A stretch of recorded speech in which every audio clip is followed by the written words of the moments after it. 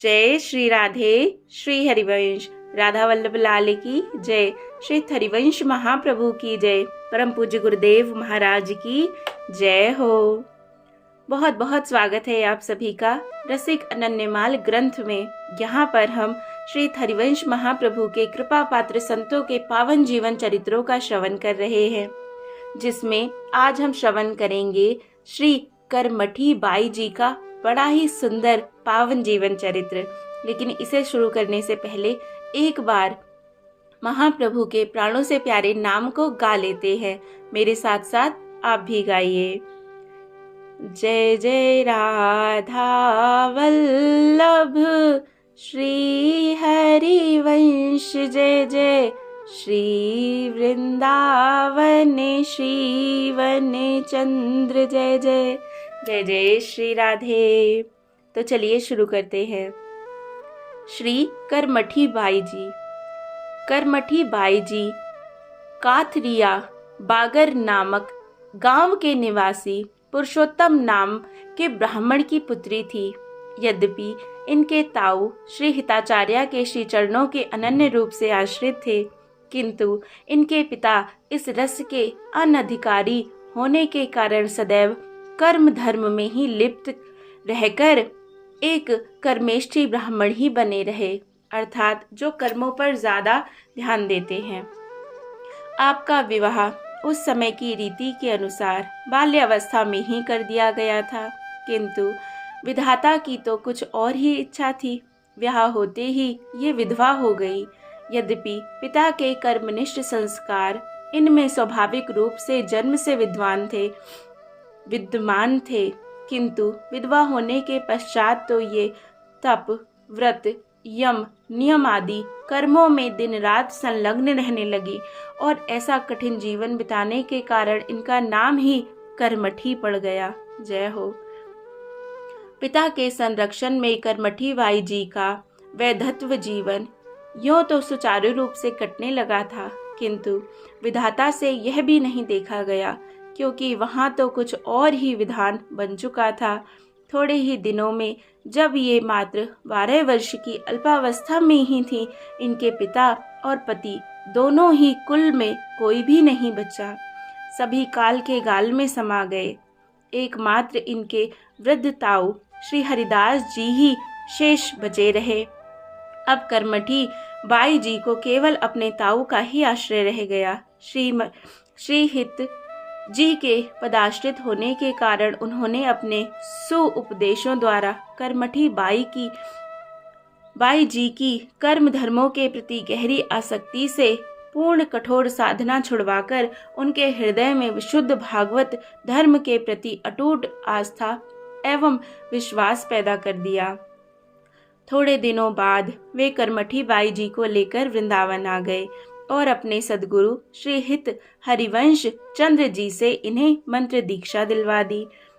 गुरु मुख होते ही इनकी चित्तवृत्ति में आमूल चूल परिवर्तन हो गया। अब इन्होंने अपने घर पर गुरु पद्धति के अनुसार इष्ट सेवा विराजमान कर ली और हार्दिक अनुराग के साथ उनका लाड़ लड़ाना आरंभ कर दिया। दुख और सुख तो आते जाते रहते हैं, अतः उन्हें असत्य मानकर ये अहर्निश अपना समय कथा कीर्तन में ही व्यतीत करने लगी। ये साधुजनों में गुरु और इष्ट के समान ही दृष्टि रखते हुए उनकी सेवा तन मन धन से किया करती थी। उत्सवों के समय ये अत्यंत रूप से उत्साहित होकर अपना सब कुछ लुटा दिया करती थी। कुछ दिनों में इनके पास का धन समाप्त हो गया। तब ये रुई काटकर मिले पैसों से ही ठाकुर जी की राग भोग सेवा आदि की व्यवस्था करने लगी तथा प्रभु इच्छा से अनायास जब जो कुछ और जितना आ जाता उस सभी को ये उसी दिन हरि गुरु साधु सेवा में लगाकर परम प्रसन्नता का अनुभव किया करती। करमठी जी जहाँ रहा करती थी, वहाँ पड़ोस में एक वैश्य भी रहता था। वह इनके रूप सौंदर्य को देखकर दुर्वासना का शिकार बन गया। वह दिन रात इसी प्रयत्न में रहने लगा कि किस प्रकार से मेरी काम वासना पूरी हो। अनेक अनेक प्रयत्नों में असफल होने के पश्चात वह एक दिन बलात्कार करने की इच्छा से अंधेरी रात्रि में ही अपने घर से चल दिया। किंतु प्रभु तो भक्त की रक्षा करने के लिए सदैव प्रयत्नशील रहते हैं। मार्ग में उसे एक सर्प ने काट खाया। सर्प के काटते ही वह जोर जोर से शोर मचाने लगा कि मुझे सर्प ने खा लिया है, मुझे बचाओ, मुझे बचाओ। लाखों प्रयत्न करने पर भी वह ना बच सका और अर्धरात्रि में उसके प्राण पखेरु उड़ गए। कुछ दिनों बाद उसी बनिए ने अपने बेटे से स्वप्न में कहा कि मैं करमठी बाई जी के अपराध से नरक में पड़ा हूँ और मुझे विश्वास है कि यह असह्य नरक की यातनाएं मुझे अनिश्चित काल तक भोगनी पड़ेंगी। हाँ, एक उपाय अवश्य है कि यदि करमठी बाई जी कृपा करके मुझे क्षमा कर दें तो मैं सहज ही इस नरक यातना से मुक्त हो सकता हूँ। अपने गड़े हुए संचित धन का पता बताते हुए उसने अपने पुत्र से यह भी कहा कि तुम प्रातःकाल होते ही करमठी बाई जी के यहाँ जाकर उस धन को करमठी बाई जी के चरणों में समर्पित करते हुए मेरी संपूर्ण दुख गाथा निवेदित करना। संभव है कि करमठी जी को मुझ पर दया आ जाए और वह मेरी करुण गाथा से द्रवित होकर प्रसन्न हो जाए और इस धन को हरि गुरु साधु सेवा में लगाकर मेरा उद्धार कर दे। उनमें सब समर्थ है, वही एकमात्र मेरा उद्धार कर सकती हैं।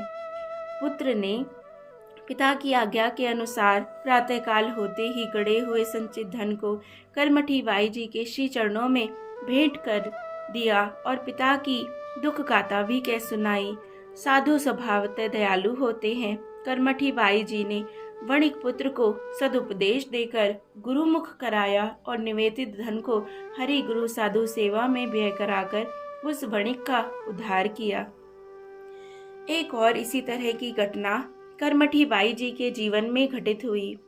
बादशाह अकबर का अजीज बेग नामक धाई भाई था, जिसको मथुरा नगर जागीर में मिला था। उसने हसन बेग को मथुरा का प्रशासक नियुक्त कर उसे मथुरा भेज दिया। एक दिन हसन बेग वृंदावन आया और यमुना तट पर घूमते हुए उसकी दृष्टि अचानक यमुना जल में स्नान के लिए आई हुई करमठी बाई जी पर पड़ी। वह इनके रूप पर मोहित हो गया और उसने निश्चय किया कि किसी प्रकार से इन्हें प्राप्त करना चाहिए। मथुरा जाकर उसने 2 चतुर दूतियों को वृंदावन भेजा और बहला फुसलाकर करमठी जी को मथुरा लाने की आज्ञा दी। यहाँ आकर दूतियों ने इनके रहन सहन एवं रीति भांति आदि का पूर्णतः अध्ययन करके यह निश्चय किया कि ये तो भक्तों के साथ बिकने वाली हैं, अतः उनमें से एक इन्हीं जैसी भक्त वेशभूषा बनाकर इनके पास आने जाने लगी और इनके साथ इन्हीं किसी कथा कीर्तन साधु सेवा आदि में अपनी हार्दिक रुचि दिखावा करके इनके मन को अपनी ओर आकर्षित करने लगी। साथ ही नित्य ही हसन बेग को भी अपने द्वारा किए गए कर्मों से सूचित करती रही। इस प्रकार इनकी इच्छाओं के अनुसार सभी सेवा कार्य को करके उसने अपने आप को इनका पूर्ण विश्वास पात्र बना लिया। एक बार वह दूती इनके पास 2 दिन तक न आकर तीसरे दिन आई। करमठी जी ने उससे 2 दिन तक अनुपस्थित होने का कारण पूछा तो उसने झूठा बहाना बनाकर कहा कि हमारे यहाँ एक परम भागवत रसिक अनन्य महात्मा जी पधारे हैं। उन्हीं की सेवा शुश्रूषा में एवं उनके सत्संग में रुक जाने के कारण ही मैं यहाँ 2 दिन तक नहीं आ पाई। करमठी जी दूती के इस छल को कैसे समझ पाती। उन्होंने तो अपने सहज स्वभाव से उन महात्मा के दर्शन करने की इच्छा प्रकट की। दूती इनकी अभिलाषा को पूरा करने के बहाने इन्हें मथुरा ले आई और इन्हें अपने घर में बैठाकर कहने लगी कि मैं पहले यमुना स्नान करके आती हूँ, फिर आपको उन महात्मा जी के दर्शन कराऊंगी। इस प्रकार यमुना स्नान का बहाना बनाकर वह बाहर चली गई और हसन बेग को इनके आने की सूचना दे दी। हसन बेग आकर दूती के मकान के एकांत कमरे में छिपकर बैठा था। फिर दूती करमठी के पास जाकर बोली कि जल्दी चलो, मैं तुम्हें महात्मा जी के दर्शन करा देती हूँ। मुझे ठाकुर जी की रसोई बनाने में देरी हो रही है। यह कहते हुए दूती ने इन्हें अपने मकान के उस एकांत कमरे में लाकर बैठा दिया।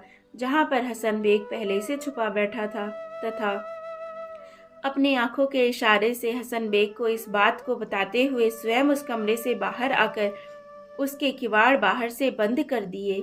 किवाड़ बंद करते ही उसने करमठी जी से कहा कि आप महात्मा जी से प्रकट होकर दर्शन देने की प्रार्थना करो।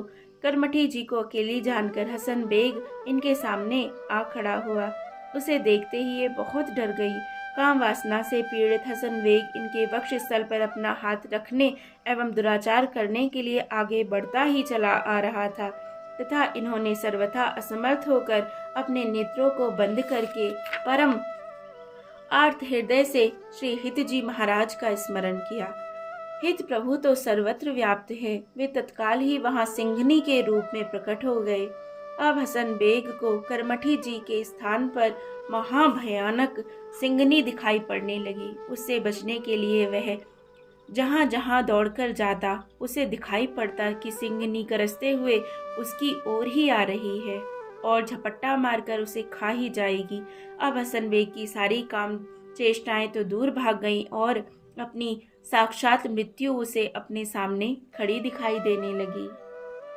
अतः वह दरवाजे पर आकर जोर जोर से चिल्ला चिल्ला कर कहने लगा कि दुती, जल्दी किवाड़ खोलो, यह सिंघनी मुझे खा जाना चाहती है।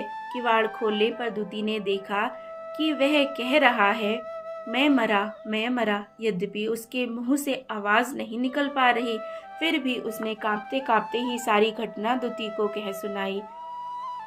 अब उसे कमरे में कहीं भी ना तो सिंघनी ही दिखती थी और ना ही करमठी जी ही नजर आ रही थी। हसन बेग ने अनुचरों को वृंदावन भेजकर इनका पता लगवाया। करमठी जी तो यहाँ पहले ही पहुंचकर अपने इष्ट की सेवा में निमग्न थी। हसन बेग को भक्त के प्रताप का परिचय मिल गया था। वह वृंदावन आकर इनसे मिला और अपने अनेक प्रकार के सकरुण निवेदन करके इनसे अपना अपराध क्षमा करवाया। उसने इन्हें 100 मोहरें भी भेंट की, किंतु इन्होंने कहा कि हमें तो साधु जन के चरणों की रज अच्छी लगती है, ये धन हमारे किसी काम का नहीं है। करमठी जी के दर्शन से हसन बेग के हृदय में भी वैराग्य का उदय हो गया और उसने वह धन साधु जनों की सेवा में ही लगा दिया। भगवान भक्तों के धर्म की रक्षा करते हैं और भक्तों के संसर्ग से संसार के बंधन कट जाते हैं। जय हो, जय हो, जय हो। कितनी सुंदर, कितनी प्यारी, कितनी अद्भुत कथा है। किसी भी अवस्था में हम अकेले नहीं हैं, चाहे कैसी ही परिस्थिति हो। बस जरूरत है तो उन्हें स्मरण रखने की कि हमारे प्रभु, हमारे नाथ, हमारे गुरुदेव, हमारे आचार्य सदा हमारे साथ है। जय जय श्री राधे, जय जय श्री राधे। बहुत सुंदर कथाएं हम श्रवण कर रहे हैं। महाप्रभु के कृपा पात्र हैं ये सभी जन, और हम भी तो हैं ना, क्योंकि हमें ऐसी सुंदर कथाएं श्रवण करने का अवसर मिल रहा है। ये भी उनकी कृपा से ही है। तो श्री हित हरिवंश महाप्रभु के श्री चरणों में प्रणाम करते हुए आज कथा को यहीं विराम देते हैं। इसके आगे की कथाएं हम आगे श्रवण करेंगे। जय जय श्री राधे। श्री हरिवंश। राधा वल्लभ लाल की जय हो।